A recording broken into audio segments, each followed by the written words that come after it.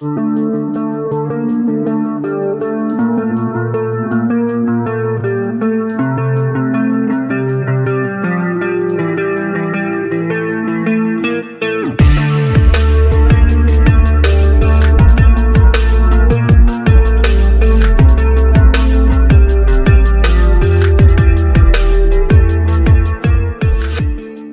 all, welcome back. Welcome to tonight's segment. I hope you're all having a great day.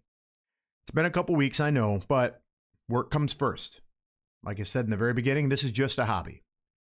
Even though it's been a couple weeks, I still did a little bit of homework, a little bit of maintenance around here. As you can see, I tried cleaning up a little bit of the visuals here a little bit.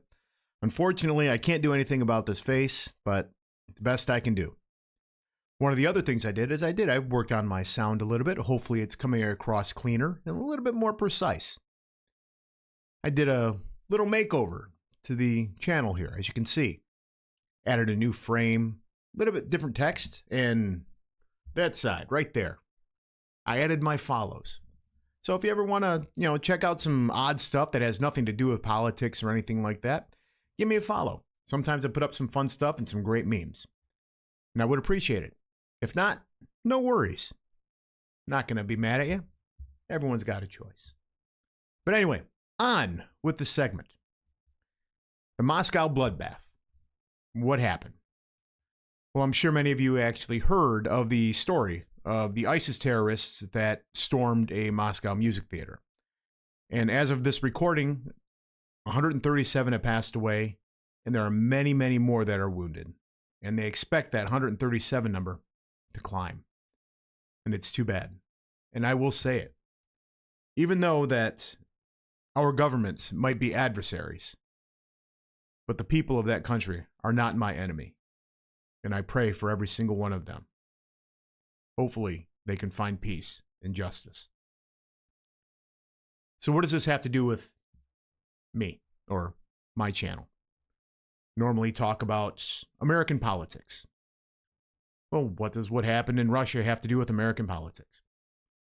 Quite a bit, actually. Pretty much one of the biggest talking points between the right and the left right now. And we're talking about illegal immigration. So, what do you mean? Well, I'm going to tell you this. A lot of the group that actually carried out that attack in the music theater were illegal immigrants. Overstayed work visas, and of course, border jumped. But what does that have to do with us here in the United States, Antonio? Well, we see it every day down on the southern border. Now, the guys that carried out this attack were all in their mid to late 20s, fighting age men. Now, down at our southern border, El Paso, Eagle Pass, they're having roughly 8,000 encounters a day.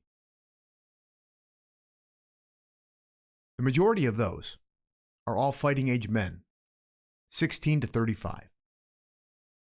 Many of those are being let right into the country. We don't know where they're going. We don't know what their sponsor is because the vetting process is failing. But what's it matter? Well, that event we saw over in Moscow over the weekend is being set up right here in front of your face. It's being set up every single day, and we're doing nothing about it. Texas is being overwhelmed. Their National Guard is being overwhelmed. I mean, let me show you. I'm going to show you a clip. I don't know if any of you have seen this, but this was at the southern border in the last 2 weeks. This right here is a group of illegals trying to breach the fence at our southern border. Down there we have several rows of fencing. In Obama's administration, we actually carried water cannons down by the fences. So when situations like this would occur, Obama would spray them down with the fire hoses, and determine they would run back into Mexico. Now, you're going to find this really weird. Also under Barack Obama, President Obama, illegal immigrant crossings were at an all-time low. Reason being is because he did two things. And these two things, another president got blamed for. What he would do in between these fences is he had water cannons. And he would spray down with the fire hoses illegals that were trying to jump the fence. And they would return. Also, he constructed these pens. Some people would call them cages. And what he would do is he would separate the children from the adults. And they would vet each one of them, making sure that these children actually belong to these adults. And just those simple things deterred illegal immigration coming into the state, or coming into the States. Now, don't get me wrong. I'm all 100% for legal immigration. Go through your port of crossing, give all your information, receive your parole date or your court date, follow the process, become a citizen. You're welcome. Please come here to the United States, but do it legally. Now, after Obama left office, President Trump took over, and border crossings actually increased compared to Obama. And then when things started getting bad, he started reverting back to Obama's immigration policies, separating the families, making sure the kids were being vetted, making sure that these children weren't being brought over by coyotes. So they're not just being handed off to just anybody here in the States. Illegal immigration began to I can't think of the stupid word right now. But anyway, the illegal immigration began to drop. It wasn't as high as it was when Trump first got into office. And what I'm going to do is I'm going to put a little thing up here. But I want you to really look at this. This video right here that you're seeing, this was at the El Paso border. That is Texas National Guard being overrun by illegals. And you're going to tell me that that's the process? That's how you enter into a country? That looks more like an assault on American troops, on an American border. See that? Pounding at the gates.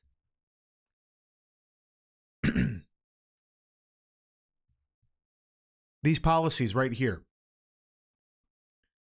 Because this group was allowed, they say that they were vetted, and all of them were actually granted asylum here in the United States. You look at that group. You look at the ages of those men in that group. Those are fighting age men. How many of them actually got vetted? Where are they going? And then there are some people out there right now that are saying that these illegal immigrants are permitted to carry weapons now. They could buy firearms. Now think about that. Unvetted or even vetted illegal immigrants that come in, stay here for a couple years. They're given the ability to purchase a firearm or even buying them illegally. What happens when a social media post goes up and says, do this particular thing, and it's a government established, it's a government building, a group of American citizens, all for what? Money? What if the group of Chinese offered millions of dollars to a group of illegal Mexican immigrants to go do an act here on the U.S. soil? Whose fault is it? Every day, there are 8,000 illegal immigrants making encounters at the border. We have been averaging close to 200,000 illegals a month at the southern border.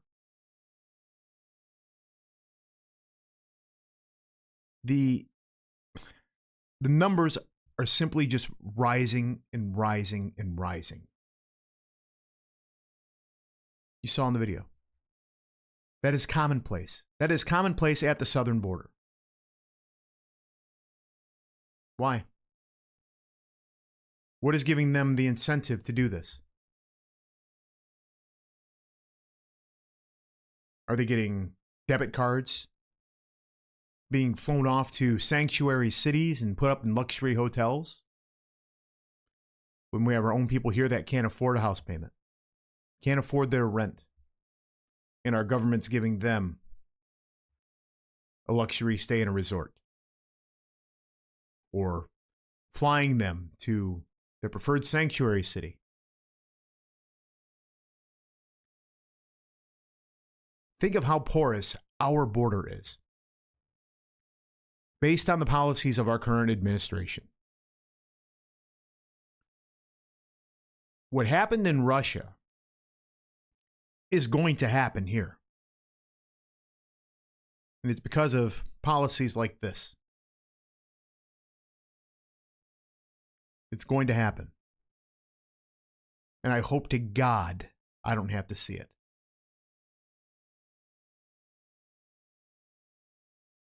And the big thing is, with that attack in Russia, who funded it?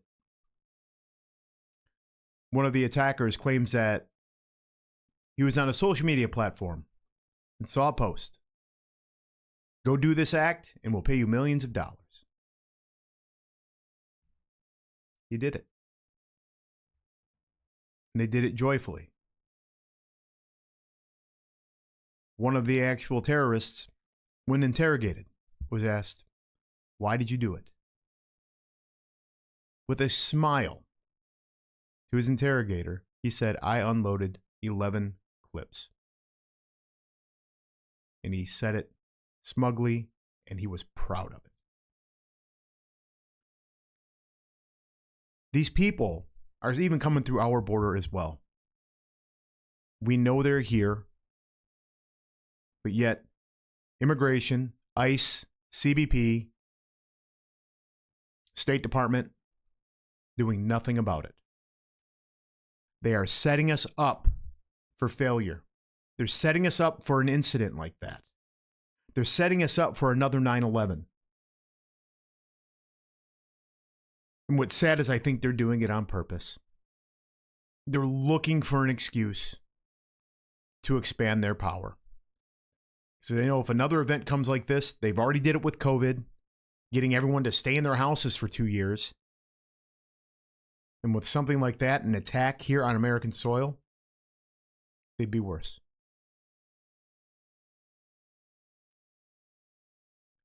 This is what our current administration is doing and allowing. They're more concerned about going to war with the Russians over Ukraine than they are about securing our own borders and letting possibly ISIS terrorists or any other terrorist group or whoever, the fentanyl, the drugs, everything, come pouring right through that border. They're more concerned about what they can do overseas than they are right here at home. Things can't get better unless you take care of your own backyard first. We all know that. We know that as families, as people. Take care of your home first. Everything else takes care of itself. But yeah, that was my segment for tonight. I had to talk about this because it was really bothering me. And it's just, I can't get over the fact that there are so many people on both sides of the aisle that are not looking at what they're doing in this situation. They're making things worse. And by doing it, they're taking money out of your pockets and my pockets, and it's going overseas and it's going to these illegals. It's not right. So I call on every single one of you. Come November, you vote. Vote angry. Vote these asshats out of office. New people. All new people. Try it. Vote against your normal, just get rid of these damn lefties out. Got to get rid of them. Get them out of office. They're destroying this country. You see it every day when you go to the grocery store, you go to the gas station, everywhere you go. Look at your taxes. Look at your home taxes. Look at your energy bills. These are all their policies. They're making life for you harder. But yeah, that's a shame. That's really, really a shame. And we are setting ourselves up for a catastrophe.